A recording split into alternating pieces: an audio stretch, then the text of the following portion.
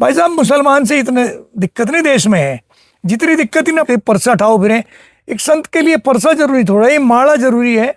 इनके किस किस फण में जहर है और ये कितना जहर उगल सकते हैं, तो फिर इन्हें तैयार करके कम घर में तो कुछ काम धाम मेरे विचार से रहा नहीं। और नशेड़ी ये लोग हैं, नशा वशा करें। इस देश को अगर बचाना है तो इन प्रकार के लोगों के खिलाफ कड़ी कार्रवाई करनी पड़ेगी। मैं बोलूँगा तो मुझे 1000 गालियाँ मिलेंगी। मैं तो कमेंट ही नहीं सुनता, पढ़ता ही नहीं। नमस्कार, स्वागत है आप सभी का हिंदुस्तान 24 पर और मैं आप सबके साथ विपिन चौधरी। मथुरा में फरसे वाले बाबा चंद्रशेखर की मौत के बाद जिस तरीके से पुलिस प्रशासन ने दक्ष चौधरी और हिंदू संगठन के लोगों को गिरफ्तार किया है, तो क्या वो सही है? आज इस बड़े ही गंभीर विषय पर हम बात करेंगे और बातचीत करने के लिए आज हमारे साथ ठाकुर उग्र सिंह चौहान जी मौजूद हैं, जो लंबे समय तक आरएसएस से जुड़े रहे। ठाकुर साहब, बहुत बहुत स्वागत है। नमस्कार भाई साहब, नमस्कार।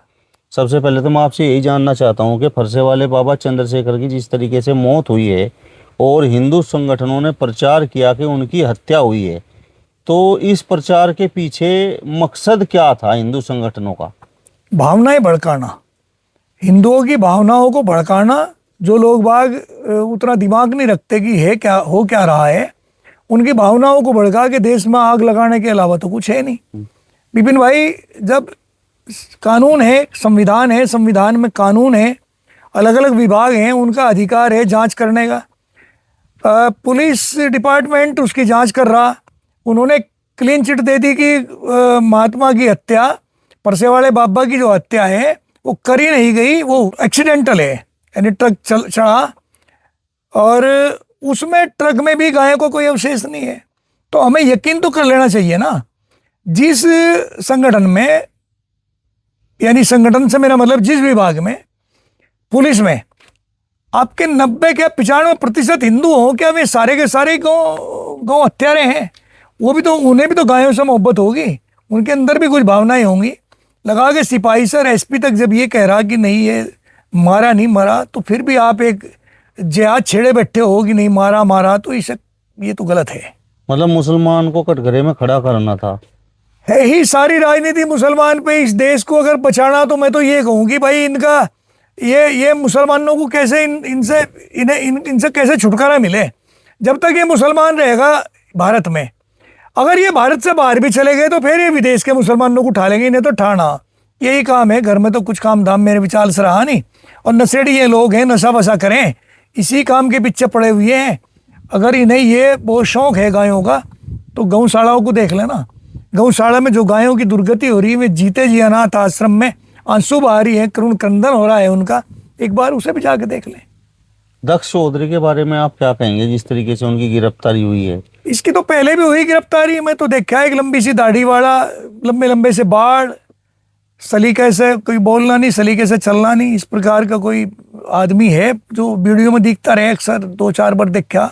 हम तो इन लोगों पे कोई बहुत ज़्यादा ध्यान नहीं देते, क्योंकि ये तो इस किस्म के तो पैदा होते हैं। कभी कभी ये पैदा हुए हैं, कभी कभी इन्हें पैदा किया जाए और इन्हें तैयार किया जाए इन्हीं कामों के लिए कि भाई तुम्हारे जुम्मे यही काम है। भगवान ने बहुत काम दिए हैं। अगर गायों की सेवा ही करनी है, इतना ही काम करना, तो आप गायों के बारे में विचार करें कि एक गाय जब छोटी सी बच्चिया को ले लिया जाता है तो वो 10 साल में 10 ही गुना अपना वंश पैदा कर दे। यानी 10 साल अगर किसी के पास एक गाय रही तो वो 10 गुने हो जाएंगे, यानी 10 होंगे। उन्हें बांधने के लिए कहाँ जगह है? जंगल तो रहे ही नहीं कहीं भी। इतनी बढ़ती हुई जनसंख्या में खेती हो रही सारे जंगलों में। घरों में इतनी जगह नहीं रही, घेर किसी के पास नहीं रहे। घरों में जगह जहाँ है थोड़ी बहुत है, वहाँ अपने टेलर पत्थर लगे हुए हैं, तो गायों को बांधे कहाँ? ये 10 क्विंटल भूस नहीं पुछवा सकते गौशालाओं में। गौशालाओं में जाके देखे ना कि गायों का क्या हाल हो रहा है। मतलब आपके कहने का तात्पर्य ये है कि फरसे वाले बाबा की मौत के बाद दक्ष चौधरी और हिंदू संगठन के लोग एक तरह से हिंदुओं की भावनाओं को भड़काकर उनका प्लान दंगा करवाने का था और खासकर मुस्लिमों को टारगेट करना था। भाई, एक संत ने पीले कपड़े पहन लिए, घर बार छोड़ दिया, जब सन्यास ले लिया, माँ बाप से संबंध नहीं रहा, पत्नी से पुत्रों से संबंध नहीं रहा, शादी करवाई नहीं, ब्रह्मचारी रहे, या करवा के पत्नी को छोड़ दिया किसी चक्कर में, किसी या तो बैंक के कर्जे की वजह से या भाई किसी बदमाशी की वजह से, जैसा भी या समाज की वजह से घर छोड़ दिया, तो पीले कपड़े पहन लिए। फिर काहे का रह गया ये मोह? भाई हम गायों की रक्षा करेंगे, हम फलाने की करेंगे, कहीं परसा उठाओ फिरें। एक संत के लिए परसा जरूरी थोड़ा, ये माड़ा जरूरी है। वो समाज के कल्याण की बात करे, सभी के कल्याण की बात करे, उसके लिए क्या हिंदू और क्या मुसलमान, क्या गाय और क्या बकरी, उसके लिए तो सब समान है। लेकिन वहां भी फिर इस प्रकार की भाषाओं का अगर इस्तेमाल करा जाए तो क्या इन्हें संत कहा जाएगा? अभी बताएं, संत हैं क्या? फरसे वाले बाबा चंद्रशेखर को क्या कानून पर विश्वास नहीं था? वो अक्सर ट्रकों को पकड़ते थे और उनकी तलाशी लेते थे कि कहाँ इसमें गौ तस्करी हो रही है क्या। तो यही तो भाई साहब दुर्भाग्य है। जो काम जिसका है वो करे ना। फिर तो ये सारा काम यही करे ना कि ये दिल्ली बैठे पार्लियामेंट में जाकर वहां से सारे कानून बनावे, सब नियम और कायदे कानून अपने तरीके से बनावे। हमें इन लोगों पे भी तो कुछ ना कुछ विश्वास करना पड़ेगा ना, जिन्हें चुन के हम भेज रहे हैं, जो संविधान के रक्षक हैं, संविधान के तहत ही जो कायदे चलाते हैं देश को, और कायदे कानून बने हुए हैं, अलग अलग विभाग हैं, सबके अपने अलग अलग काम हैं, उन पर यकीन करें आप। अब क्यों अपने हाथ में प्रसार बंदूक उठाए फिरे हैं? इसका किसने संवैधानिक अधिकार दिया इन लोगों को? ये इसका तो मतलब सीधा हो गया कि भाई नहीं, इन लोगों पे यकीन ही नहीं रहा। यकीन नहीं रहा तो भाई तुम ही कर लो। कानून व्यवस्था पर विश्वास नहीं है ऐसे लोगों को, बिल्कुल नहीं है। इनके हिसाब से नहीं है, जबकि कानून पे हमें यकीन कर लेना चाहिए, उस पर विश्वास कर लेना चाहिए। कानून के तहत ही देश चल रहा है। क्या ये सिद्ध करना चाहते हैं कि भाई वर्तमान समय में हमारे देश में, हमारे प्रदेश में हिंदूवादी सरकार है? सरकार को लेके बैठने वाले भी तो यही लोग होंगे। हिंदूवादी सरकार है तो उसे चलने दो ना जिस तरीके से चल रही। अपने हाथ में क्यों ले रहे हैं जब सब काम तो योगी जी कर रहे हैं, मोदी जी इन्हीं के हिसाब से कर रहे हैं? फिर अपने हाथ में क्यों लिए खड़े गंडासा? ये गंडासा इनके हाथ में पहले भी तो होना चाहिए था ना, जब समाजवादी पार्टी की यहाँ सरकार हुआ करती थी और पार्टियों की सरकार होती तब कहाँ गंडासे चले गए थे इनके? तो भाई हमने तो ये देखा, हम तो जहाँ से निकल कर आए हमने पढ़ा कि राष्ट्र राष्ट्र है, सर्वोपरि है। हम जिस संगठन में थे वो तो राष्ट्रवादी संगठन है। वहाँ इस प्रकार की लोग, इस प्रकार के पार्ट नहीं पढ़ाए जाते कि भाई देश में अलगाववाद पैदा करो या झगड़े तैयार करो। ये तो लोग बाग कहीं ना कहीं किसी और संगठनों से आ रहे।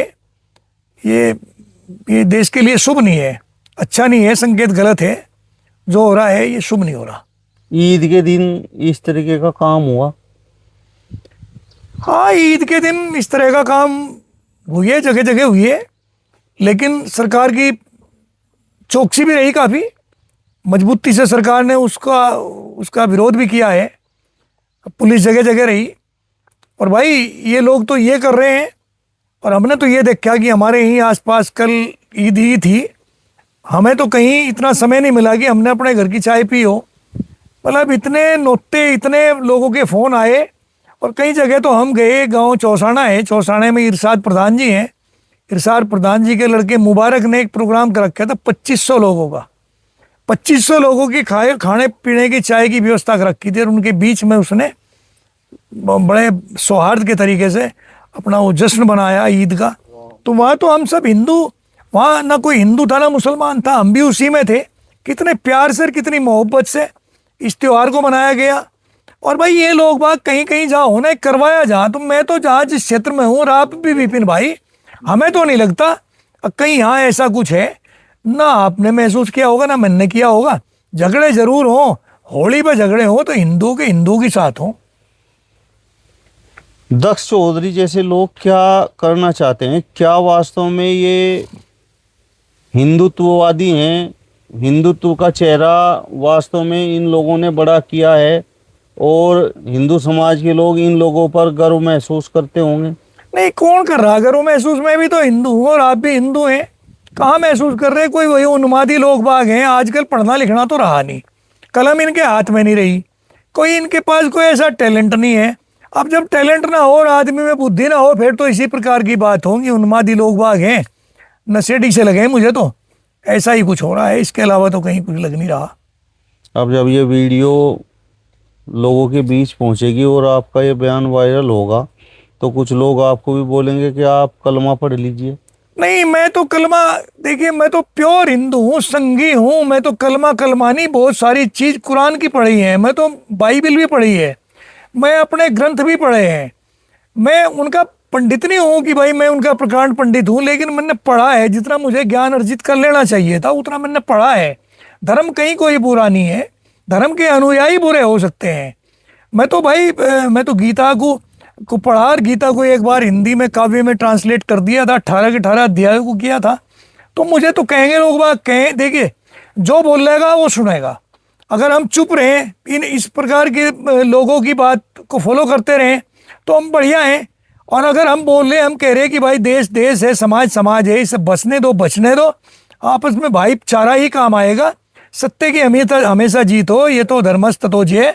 जहाँ धर्म होगा वहीं जय होगी। धर्म की परिभाषा यही नहीं है कि हम मात्र एक इस प्रकार की भावनाएं भड़कावें, हाथ में कड़ावर माथे पर तिलक लगा के ही हम केवल ये दिखावें कि हम धार्मिक हैं।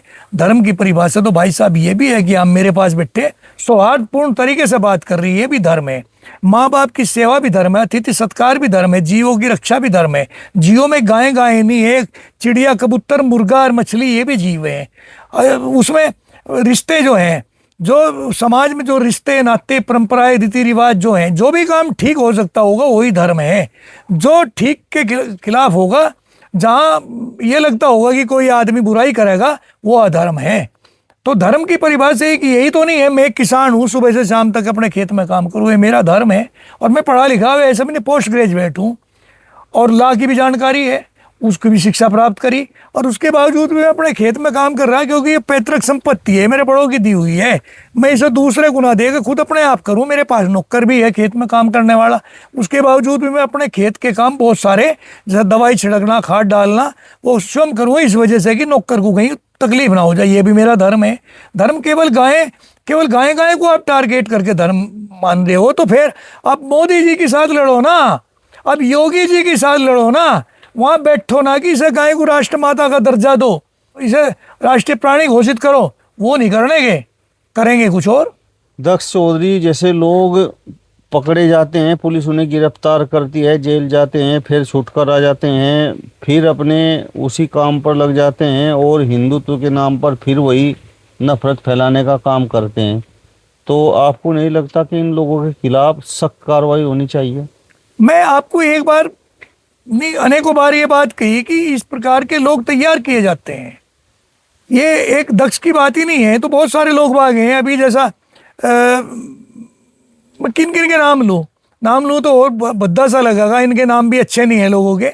ये तो निकल कर आते हैं, इन्हें फिर तैयार कर दिया जाए, इनका देख लिया जाए टैलेंट की इनमें क्या है, ये किस प्रकार की भाषा बोल रहे, जहर कितना इनके अंदर है, इनके किस किस फण में जहर है और ये कितना जहर उगल सकते हैं। तो फिर इन्हें तैयार करके कमर पर हाथ मार के कहा जाता है कि शाबाश, धन्यवाद बेटे, करो यही काम। जमानती भी इनके तैयार मिले, वकील भी इनके तैयार मिले, सरकारों का इन्हें प्रोडक्शन होता रहे, नहीं तो इस किस्म के आदमियों को एक ही बार ले जाके जेल में न डाल दिया जाके देश बसेगा। भाई साहब, मुसलमान से इतने दिक्कत नहीं देश में है जितनी दिक्कत इन अपने वालों से हो रही। मुसलमान तो अभी मेरे पास आना लग रहा है कि भी फ़ोन आया था उसका, हमने मिलकर उसने बहुत सारे अभियान चलाए कि हिंदू मुसलमान एकता का परिचय दिया जा, यानी हम एक मंच पे आके खड़े हो, कहीं ना कहीं देश अग्रणी है, देश सबसे पहले है, समाज बहुत ज़रूरी है, समाज का हम हिस्सा है, समाज के बिना हमारा काम नहीं चलता। तो वो भी मुसलमान है, मुसलमानों से नहीं तकलीफ तो इस देश में अब इन लोगों से है जो भीतर ही भीतर खोखला करने लग रहे हैं। हिंदुओं में विघटन पैदा कर दिया, ये हिंदुओं को भी देख के खुश नहीं है। मैं बोलूँगा तो मुझे 1000 गालियाँ मिलेंगी, मैं तो कमेंट नहीं सुनता, पढ़ता ही नहीं। कमेंट का क्या पढ़ना था, कमेंट में उनकी राय है व्यक्तिगत, मैं अपनी राय से बोल रहा हूँ, उनकी अपनी राय होगी, लेकिन मैं जो बोल रहा हूँ मैं सोच समझ के बोल रहा हूँ। इस देश को अगर बचाना है तो इन प्रकार के लोगों के खिलाफ कड़ी कार्रवाई करनी पड़ेगी। चलिए, तो ठाकुर उग्र सिंह चौहान जी को आपने सुना। फिलहाल इस वीडियो में बस इतना ही। अगली वीडियो में फिर आपसे मुलाकात होगी, तब तक बने रहिए हिंदुस्तान 24 के साथ। नमस्कार। नमस्कार भाई साहब, जय हिंद, जय भारत।